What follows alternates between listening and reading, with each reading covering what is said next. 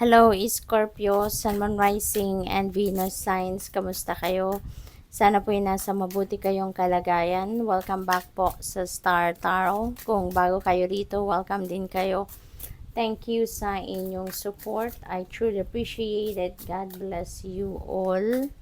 Scorpio, paunang mensahe ninyo, King of Pentacles. Napakaganda pagdating sa pangkaperahang aspeto, trabaho, karera. Kasi this signifies wealth. Now, this signifies prosperity and abundance.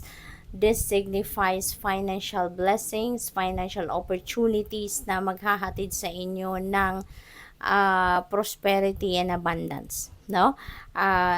Maaari din, ang iba sa inyo, baka nandoon na kayo sa tugatog ng inyong tagumpay pagdating sa pera, pagdating sa karera, pagdating sa negosyo ninyo. Kasi si King of Pentacles, relax na to nandoon na siya sa puntong chillin na siya.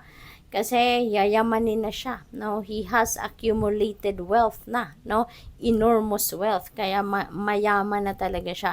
So maaaring ang iba sa inyo nandoon na sa ganong posisyon, or kung hindi man, yung iba sa inyo maaaring yung buhay ni King of Pentacles ang gusto din ninyong ma-achieve, or gusto ninyo din ma-experience, kaya you're working hard, para magkaroon din kayo ng tagumpay pagdating sa money, career, and finances.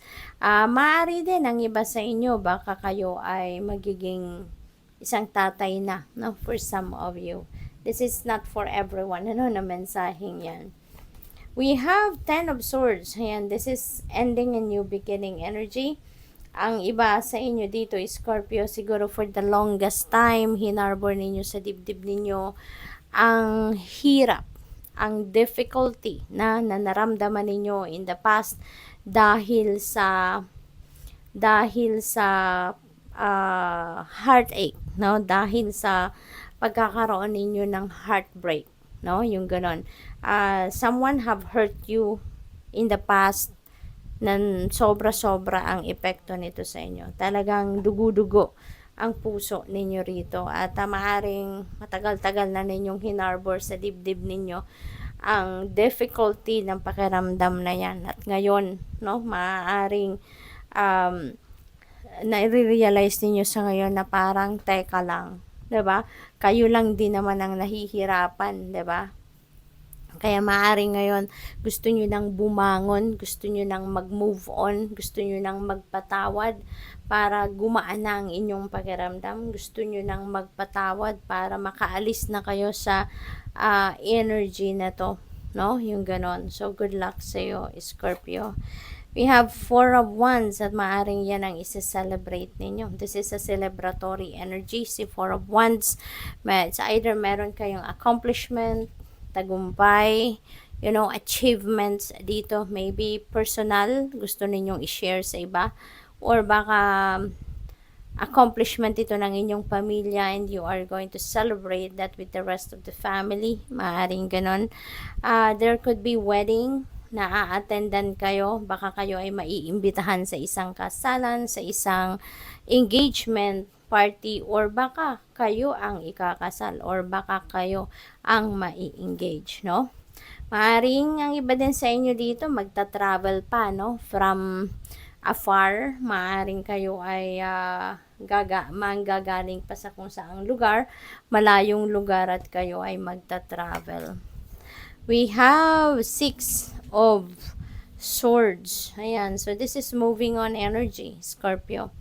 Moving on, parehas sila merong new beginning energy, maaring related dito sa bawat isa, or maaring iisa lang ang sitwasyon na ito. Yung energy na ito, maaring isa lang yung sinasabi nito na sitwasyon. So, you're definitely moving on with your life. Dito, this could involve travel, Maaring ang iba sa inyo dito magro-relocate, magta-travel, pupunta pa kayo sa ibang lugar para totally makalimot, para totally makapag-move on kayo. Kasi if you're going to stay in the same place, mahihirapan din kayong mag-move on. Kasi lagi pa rin kayong lagi pa rin ninyong makikita, lagi pa rin kayong mariremind, no, ng ang sitwasyon, ano, dito kasi makikita nyo pa rin ng mga same tao, yung ganon. Kaya,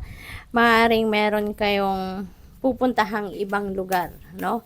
Doon kayo maghahanap ng trabaho, doon kayo maghahanap ng matitirhan, yung ganon. So, what else? Fulfillment. Wow, napaka-successful ninyo, napakaganda, napakasaya. Scorpio, maganda kasi dito sa dalawang ito, you are removing that negativity sa buhay ninyo.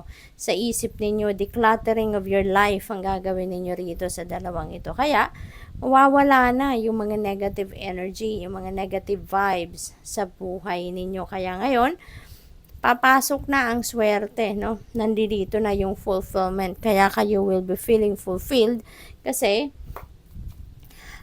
magkakaroon na kayo ng mga blessings. Maaaring makukuha nyo na kung ano man ang mga pinagsisikapan, pinagtatrabahuan, ano yung mga expectations ninyo. Maaaring that will be met na. Makukuha nyo na kung ano man yung mga desired outcome ninyo. Maaring ma-receive ninyo na yan. Kaya, you will be feeling fulfilled. Taking risk, may mga bago kayong gagawin. You are embarking on a new beginning dito. At ngayon, mas malakas na ang inyong loob. Mas matatag na kayo ngayon at handa na kayong mag-explore, no, ng mga bagong avenues. You are ready to take risk. What else? We have wisdom. Ayan, you are a person of wisdom, Scorpio. At yung wisdom nyo na yan, yung mga kaalaman nyo na yan, ano, na na-accumulate ninyo through the years, that will be applied sa inyong mga sitwasyon sa ngayon. Ngayon nyo na yan gagamitin, i-a-apply nyo na yan sa buhay ninyo sa ngayon, kaya napakaganda, 'di ba? Napakaganda. What else? We have money manager. Yan, baka kayo isang manager na. Magiging money manager na kayo. Sabi dito, this card could indicate your career or finances could take a giant leap forward. Wow, napakaswerte. Talagang siswertehin kayo sa pera sa ngayon. No? We have King of Pentacles, tapos magiging money manager kayo. So, most likely, Scorpio, maraming pera ang dadating talaga. Malaking swerte ang paparating sa inyo pagdating sa pangkaperahang aspeto. So, this could be a giant leap pagdating sa negosyo ninyo. Siguro talagang magbo-boom ang negosyo ninyo. Yung career ninyo, maaring booming din ngayon. Trabaho ninyo, baka promotion nandiyan dyan, no? So, malaking pera ang may expect ninyo rito. Consider careers in money management, banking, accounting, or anything in finance. You can also expect a happy outcome when it comes to your finances. See, napakaganda ng mga messages na to para sa'yo. So, swerte, kaya kayo, you will be feeling fulfilled, no? Scorpio, napakaswerte ninyo ngayon. Napakaswerte. What else? We have easy does it.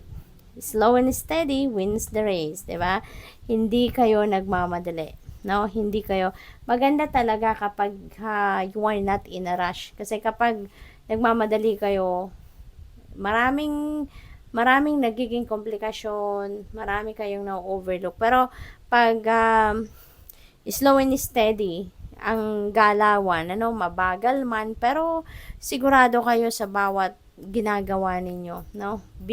You are moving cautiously, mas maganda ang nagiging resulta, 'di ba? Kaya ito 'yon. So maaring ito na yung resulta, 'di ba? Kasaganaan sa pera, ang tawag dito, yung wealth, no? You are going to accumulate enormous amount of wealth siguro sa ngayon. Sabi rin dito, this is not a good time to rush. See? Pay attention to every detail. Yan. So, hindi talaga pwedeng magmamadali. Careful not to get involved with any get-rich quick schemes. Ayan. Mag-iingat din kayo sa mga offers dito patungkol sa mga, alam mo yun, yung mga daming scams ngayon, 'di ba? Na nag-o-offer ng malaking kikitain sa investment, yung gano'n. Ako, i-research ninyong maigi yan, tignan ninyong reviews, huwag kayong nagmamadali, no, na pumasok sa mga ganong offers, no. Kung lalong-lalo na kung too good to be true, 'di ba? So talagang mag-research kayo. Alamin ninyong mabuti before you jump into it. So we have precarious. There have been a lot of ups and downs with your finances. Ito yung pinagdaanan ninyo, no? Ganito kayo dati, no? Na marami kayong financial troubles, no, financial constraints na pinagdaanan. Pero ngayon, look at that, money coming in fast, no, and going out just as quickly. Ganun kayo, kaya nga kailangan ninyo na mas maging disiplinado kayo ngayon pagdating sa pera.